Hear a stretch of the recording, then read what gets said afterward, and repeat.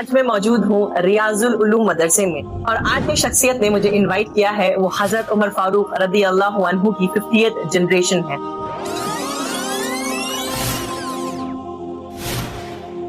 ابو بکر صدیق کے بعد اسلام کے دوسرے خلیفہ راشد فاروق اعظم کا درجہ ہے کہ ادھر ابو بکر تھے، ادھر عمر تھے رضی اللہ عنہ، سامنے صحابہ بیٹھے تھے۔ آپ نے ان سے فرمایا، دیکھ رہے ہو میں قیامت کے دن ایسے اٹھوں گا، میرے سیدھے ہاتھ ابو بکر ہوگا، الٹے ہاتھ عمر ہوگا۔ مفتی ابو صفوان فاروق ندوی۔ رانی پورہ اندور کے بالکل بیچ میں ہے، آپ کہہ سکتے ہیں کہ اندور کا دل ہے رانی پورہ، کیونکہ یہاں کے حالات بہت خراب تھے، بدعت کا یہ گڑھ تھا کہ رسول صلی اللہ علیہ وسلم کی حدیث ہے کہ جس انسان کو عمل پیچھے کر دے اس کو نسب آگے نہیں کر سکتا۔ حضرت عمر فاروق رضی اللہ عنہ کی یہ سلسلہ چلا آ رہا ہے، ہمارے پاس شجرہ جو فیملی ٹری ہوتا ہے وہ موجود ہے۔ ہمارے دادا 48th جنریشن تھے حضرت عمر رضی اللہ عنہ سے، اور الحمدللہ ہم 50th جنریشن۔ ٹائم پہ سکسیس ہر کوئی چاہتا ہے، لیکن من چاہی سکسیس ہماری ڈیلے کیوں ہو جاتی ہے؟ اللہ تعالیٰ تو ارحم الراحمین ہے، اور اللہ نے قرآن میں فرمایا ہے کہ وہ محنت کرنے والوں کے اجر کو، محنت کو ضائع نہیں کرتا ہے۔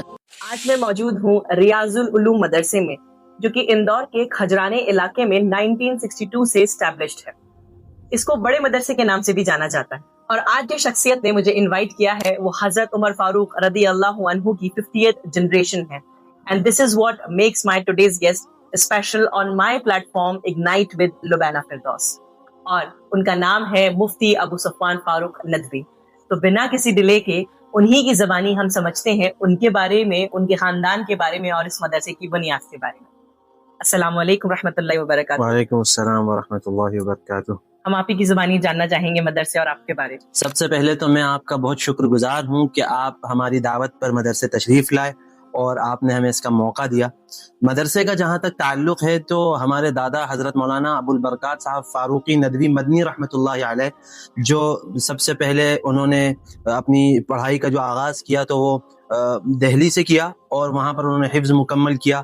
پھر اس کے بعد وہ تاج المساجد بھوپال گئے، وہاں سے انہوں نے پڑھائی کی، اور اس کے بعد دارالعلوم ندوۃ العلماء لکھنؤ، اور پھر وہاں سے مدینہ یونیورسٹی گئے، اور وہاں پر جانے کے بعد انہوں نے پڑھا بھی اور پھر پڑھانا بھی شروع کیا۔ مدینہ میں ہی پڑھانا شروع کیا؟ مدینہ میں ہی پڑھانا شروع کیا، اور 11 سال وہ مدینہ منورہ میں رہے۔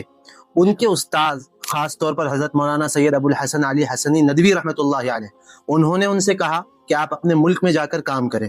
پھر اس کے بعد وہ تشریف لائے یہاں پر، اور انہوں نے ریاض العلوم کو قائم کیا رانی پورے کی ایک بلڈنگ میں۔ ایک چھوٹی سی جگہ انہوں نے کرائے پر لی اور وہاں پر مدرسہ شروع کیا۔ اور یہ رانی پورہ کدھر ہے؟ رانی پورہ اندور کے بالکل بیچ میں ہے، آپ کہہ سکتے ہیں کہ اندور کا دل ہے رانی پورہ۔ وہاں پر انہوں نے کام شروع کیا، اور دھیرے دھیرے کچی مسجد، یہاں کی بہت مشہور مسجد ہے، اس میں وہ امامت کر رہے تھے اور مدرسہ چلا رہے تھے۔ پھر دھیرے دھیرے انہوں نے لوگوں کو جوڑنا شروع کیا، چونکہ یہاں کے حالات بہت خراب تھے، بدعت کا یہ گڑھ تھا۔ انہوں نے لوگوں کو جوڑا اور پھر یہ جگہ لی، اور پھر تقریباً 1972 میں ریاض العلوم رانی پورہ سے کھجرانہ شفٹ ہو گیا۔ اب یہاں اس کا سلسلہ شروع ہوا، اور لوگ بتاتے ہیں، چونکہ ہماری تو پیدائشی 98 کی ہے، ہمارے والد صاحب اور دیگر حضرات بتاتے ہیں کہ یہاں پر سانپ اور بچھوؤں کا یہ جگہ مسکن تھی، یعنی سانپ بچھو کثرت سے ہوا کرتے تھے، پورا جنگل تھا، کوئی آبادی نہیں تھی۔ یہ بات ہم نے اپنی دادی سے بھی سنی ہے، اور بھی لوگوں نے ہمیں بتایا ہے کہ دادا یہ دعا کرتے تھے کہ اللہ، جہاں وہ مدینہ سے جب آ رہے تھے تو وہ یہ دعا کر کے آئے تھے کہ اللہ میرا مدرسہ مسلم آبادی میں رکھ دینا۔ تو اللہ تعالیٰ نے اس کی برکت سے پھر یہ سلسلہ قائم کیا کہ آج آپ دیکھ رہے ہیں کھجرانے کا جو حال ہے الحمدللہ۔ ماشاءاللہ، تو میں خود بھی آپ کی بات کاٹ کے کہہ رہی ہوں کہ میں جب یہاں پر آئی ہوں آپ کی دعوت پر، تو میں نے جب ایکسپلور کرا ہے چیزوں کو، تو میں نے دیکھا ہے ماشاءاللہ بہت اچھی آبادی ہے مسلم کی، اور ظاہر ہے کہ آپ کے دادا کی دعاؤں کے عوض ہی یہ اللہ تعالیٰ نے اس کو اتنی عزت بخشی ہوگی۔ الحمدللہ انہوں نے پورے اخلاص کے ساتھ کوشش کی کہ دین کا کام یہاں سے شروع ہو اور یہ جگہ دین کا مرکز بن جائے۔ دھیرے دھیرے پہلے ایک عمارت جو سامنے آپ نے دیکھی وہ بنی، اس کے بعد پھر مسجد کا کام شروع ہوا، اور ہوتے ہوتے یہ ایک چھوٹا سا پودا آج ایک پورے باغ کی شکل میں آپ کے سامنے موجود ہے۔ الحمدللہ تقریباً 1300 سے زائد 1300 پلس حافظ یہاں سے اب تک نکل چکے ہیں، اور ایک بڑی تعداد علماء کی ہے جو عالم ہو کر نکل چکے، ملک کے مختلف حصوں میں الحمدللہ وہ کام کر رہے ہیں۔ جہاں تک میرا تعلق ہے تو میں بھی آپ کہہ سکتی ہیں کہ اس مدرسے کا ایک چھوٹا سا خادم ہوں، بلکہ ہمارا پورا خاندان ہی، میرے والد صاحب ہیں، ہمارے بڑے ابو ہیں، ہمارے گھر کے اور بھی افراد ہیں الحمدللہ جو اس مدرسے میں خدمات انجام دے رہے ہیں۔ میری تعلیم کی ابتدا اسی مدرسے میں ہوئی، مکتب جو پرائمری ہوتی ہے میں نے وہ کی، اس کے بعد الحمدللہ میں نے حفظ کیا، حفظ کے بعد پھر عالمیت کا جو سلسلہ تھا وہ بھی یہاں سے شروع ہوا، اور اللہ کا شکر ہے کہ دارالعلوم ندوۃ العلماء لکھنؤ ہم بھی گئے، وہاں پر ہم نے تعلیم حاصل کی، عالمیت مکمل کی، پھر پوسٹ گریجویشن جس کو اسلامک اسٹڈیز میں فضیلت کہتے ہیں، حدیث شریف سے اللہ تعالیٰ نے وہ کرنے کا موقع دیا۔ پھر افتاء جو مفتی کا کورس ہوتا ہے وہ ہم نے حیدرآباد سے المعہد العالی الاسلامی سے کیا حیدرآباد میں، اور اس کے بعد اللہ کا شکر ہے کہ اللہ تعالیٰ نے ہمیں یہ سعادت بخشی ہے کہ یہاں پر ہم اسی خدمات کو انجام دے رہے ہیں، تو ایک خادم کی حیثیت سے الحمدللہ یہاں پر ہم موجود ہیں۔ ماشاءاللہ ماشاءاللہ۔ آپ کا میں ذرا تھوڑا تعلق جو ہے حضرت عمر رضی اللہ عنہ کے تعلق سے بھی جاننا چاہوں گی، اور اپنی آڈینس کو بھی میں بتانا چاہوں گی۔ دیکھیں، سب سے پہلے اس پر بتانے سے پہلے تو میں ایک بات آپ سے کہوں گا کہ اللہ کے رسول صلی اللہ علیہ وسلم کی حدیث ہے کہ جس انسان کو عمل پیچھے کر دے اس کو نسب آگے نہیں کر سکتا، تو یہ کوئی پراؤڈ یا فخر کی تو بات نہیں ہے، لیکن پھر بھی یہ اللہ کا انعام ہے۔ حضرت عمر فاروق رضی اللہ عنہ کی یہ سلسلہ چلا آ رہا ہے، اور ان کی اولاد میں ہم ہیں، ہمارے پاس شجرہ جو فیملی ٹری ہوتا ہے وہ موجود ہے۔ ہمارے دادا 48th جنریشن تھے حضرت عمر رضی اللہ عنہ سے، اور ہمارے والد جو ہیں وہ ہمارے والد وغیرہ وہ 49th ہیں، اور الحمدللہ ہم 50th جنریشن ہیں، ہم جو بھائی بہن ہیں الحمدللہ حضرت عمر رضی اللہ عنہ سے ہم 50th جنریشن ہیں۔ ایک بات اور میں کہوں گا یہاں پر کہ آپ تاریخ اگر پڑھیں تو آپ کو اندازہ ہوگا کہ عرب کے جو لوگ تھے وہ حسب نسب کی بڑی حفاظت کرتے تھے کہ نسب کو پروٹیکٹ کرنا، تو اللہ کا شکر ہے کہ یہ خاندان چونکہ وہیں سے آیا ہے، اور 500 سال سے زائد ہو چکے ہیں یہ خاندان ہندوستان میں آباد ہے، ہمارے پاس اس کی پوری تاریخ موجود ہے الحمدللہ، اور وہ فیملی ٹری بھی ہمارے پاس موجود ہے۔ ماشاءاللہ۔ تو یہ تھا آپ کا انٹروڈکشن اور مدرسے کے بارے میں کچھ معلومات۔ ہم چلتے ہیں ڈائریکٹ اپنے ٹاپک کی طرف جو کہ ہے ڈیلیڈ ان سکسیس۔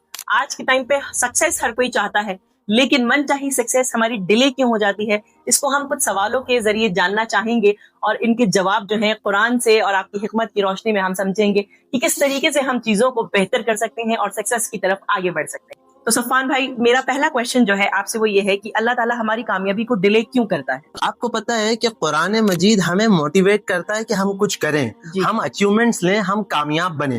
آپ رسول اللہ صلی اللہ علیہ وسلم کی زندگی کو دیکھیے، آپ صلی اللہ علیہ وسلم نے صرف دینی امور میں، یعنی صرف یہ نہیں کہا کہ نماز پڑھ لو کافی ہے، بلکہ صحابہ اکرام کو تجارت سکھائی، صحابہ اکرام کو مختلف زبانوں کی تعلیم دی، دنیا کی ہر چیز ان کو سکھائی، بتایا کہ اس روٹ پر جائیں، اللہ آپ کو کامیاب کرے گا۔ اب بات یہ آتی ہے کہ کامیابی ڈیلے کیوں ہوتی ہے، تو دیکھیں اللہ تعالیٰ تو ارحم الراحمین ہے، اور اللہ نے قرآن میں فرمایا ہے کہ وہ محنت کرنے والوں کے اجر کو، محنت کو ضائع نہیں کرتا ہے۔ ضرورت یہ ہوتی ہے کہ ہم اللہ کی حکمت کو نہیں جانتے، اللہ بہتر جانتا ہے۔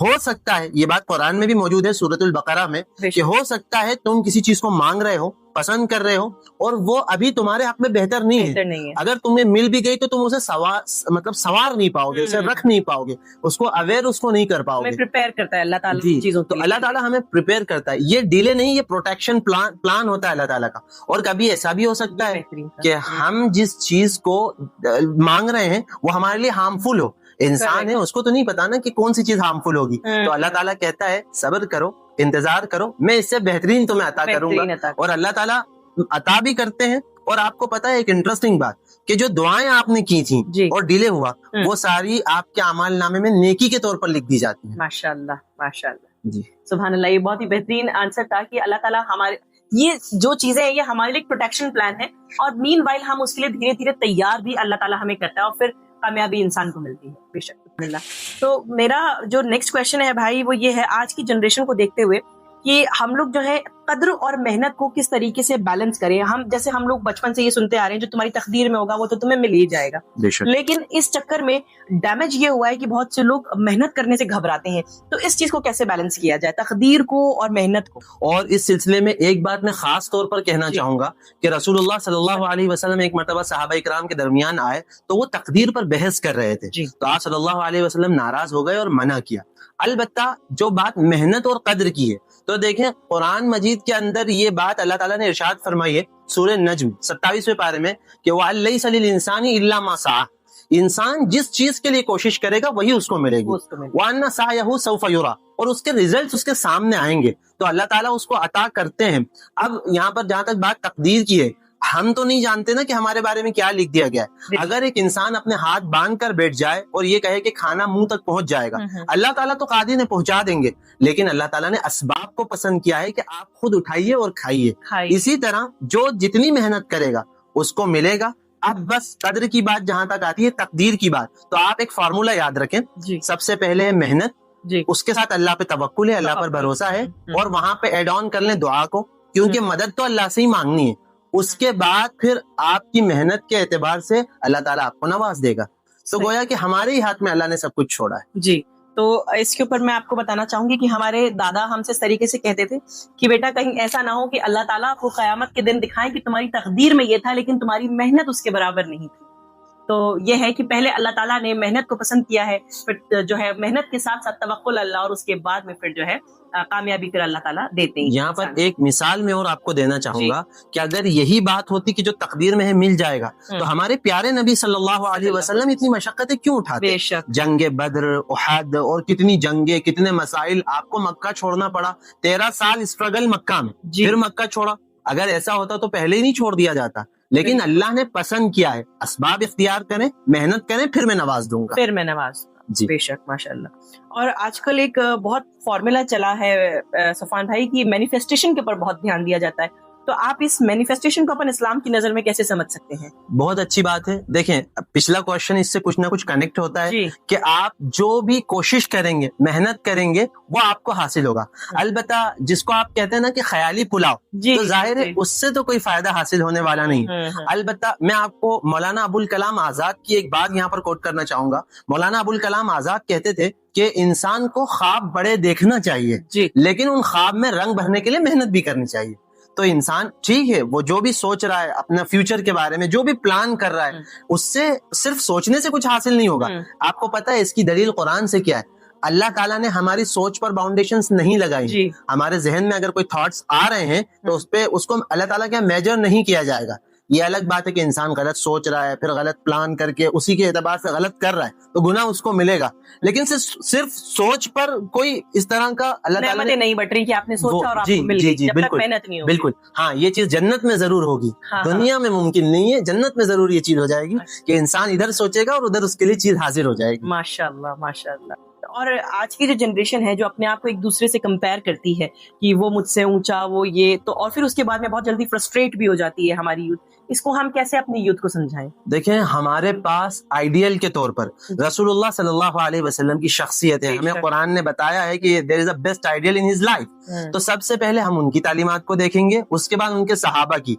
वहां पर हमें ये चीज सिखाई गई है कि आपको जो कुछ मिला है आप उस पर अल्लाह का शुक्र अदा करिए। और जब बात कंपैरिजन की आती है तो देखें, कंपेयर आप करके देखें ना कि एक इंसान है, मिसाल के तौर पर आप उसको देख रहे हैं, उसके पास बहुत सारा पैसा है या दुनिया की आराइशों की तमाम चीजें, लेकिन उसके पास सुकून नहीं है, उसके पास कोई ऐसी बीमारी है जिससे वो हर वक्त बेचैन रहता है और हम नहीं जानते। इसीलिए आप सबसे पहले अपने अंदर झांक कर देखें। आपको अल्लाह ने 2 आंखें दी हैं देखने के लिए, आपको अल्लाह ने दोनों हाथ सलामत दिए, दोनों पैर दिए, आपकी किडनीज फंक्शन कर रही हैं। कुरान कहता है वफी अनफुसिकुम अफला तुबसिरून, क्या तुम अपने अंदर नहीं देखते? अगर इंसान एक बार इन नेमतों पे गौर करेगा तो उसकी जबान पे सिर्फ शुक्र आएगा, शिकवा नहीं आएगा। सुभान अल्लाह, सुभान अल्लाह। यानी हमें एक दूसरे के साथ में कंपैरिजन करके अपने आप को परेशान करने की, हलकान करने की जरूरत नहीं है। और सबसे ज्यादा जरूरी ये है कि हम अल्लाह ताला ने जो भी हमें नेमतें दी हैं उनको देखें और उनकी शुक्रगुजारी करें। जी, और एक बात बस कुरान के एतबार से, अगर शुक्रगुजारी का बंदे के अंदर शेवा पैदा हो गया,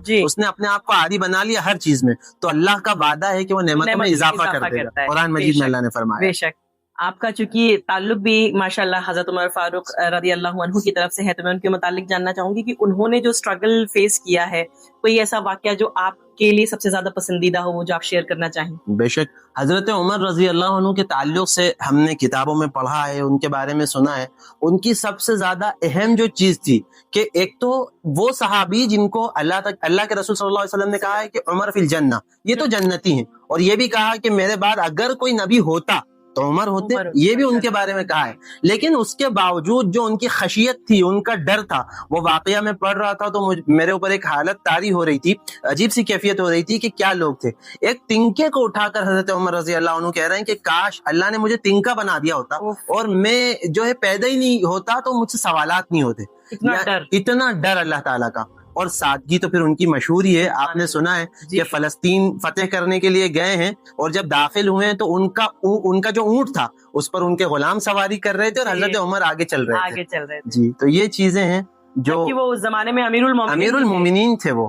اور جب وہاں کے فلسطین کے پاپس نے جب ان کو دیکھا تو دیکھتے ہی چابیاں حوالے کر کے یہ کہا تھا کہ اللہ کے فیصلے ایسے ہی لوگوں کے حق میں ہوتے ہیں. اوہ سبحان اللہ.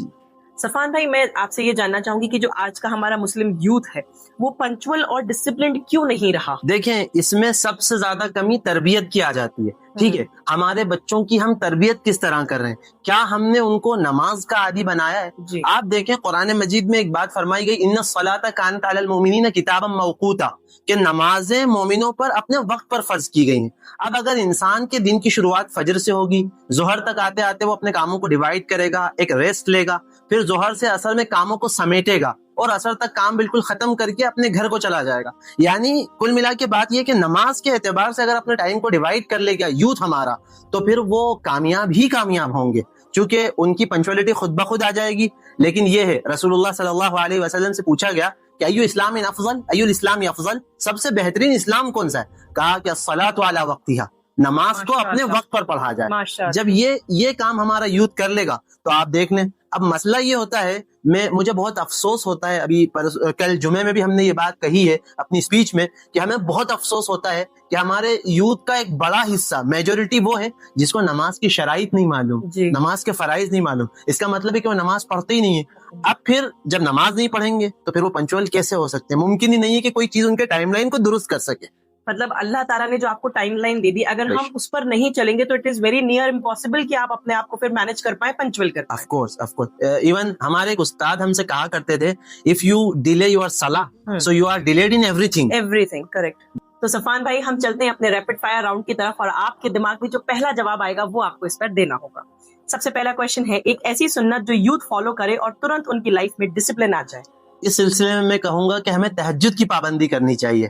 اگر ہم تہجد کو زندہ کر لیں گے, اس کی پابندی کر لیں گے, تو اس کے بعد ہمیں ہر چیز حاصل ہو جائے گی. کیونکہ اللہ سے سب سے زیادہ کنیکٹ ہونے والی جو سنت ہے, اور بھی سنتیں ہیں لیکن تہجد سب سے زیادہ پاورفل سنت ہے, تاکہ انسان اللہ سے جڑ جائے. بے شک, اور جو مانگیں گے وہ ملے گا پھر اس کے بعد. ماشاءاللہ. سیکنڈ کوشچن ہے, آج کے زمانے کا سب سے ڈینجرس ڈسٹریکشن کیا ہے؟ فون, کمپیریزن یا پھر لیزینس؟ اگر انسان اس کو ایک ورڈ میں جاننا چاہتا ہے تو میں فون ہی کہوں گا, کیونکہ فون ہی وہ ہے جو ہمیں ڈسٹریکٹ بھی کر رہا ہے, کمپیریزن والا جذبہ بھی پیدا کر رہا ہے اور آگے بڑھا رہا ہے, یعنی غلط چیزوں کی طرف لے جا رہا ہے. اور لیزینس تو انسان کو خود آئی جاتی ہے کہ ہم اچھا ابھی ایک چیز اور دیکھ لیں, اور اس کے بعد وہ 1 گھنٹہ ہو جاتا ہے. تو فون ہی سب سے بڑی پرابلم ہے. اگر صحیح یوز کرنے لگ گئے تو بہت فائدے کی چیز ہے, ورنہ کہتے ہیں نا کہ 2 دھاری تلوار ہے, یا تو ہمارے خلاف ہوگی یا ہمارے حق میں ہوگی.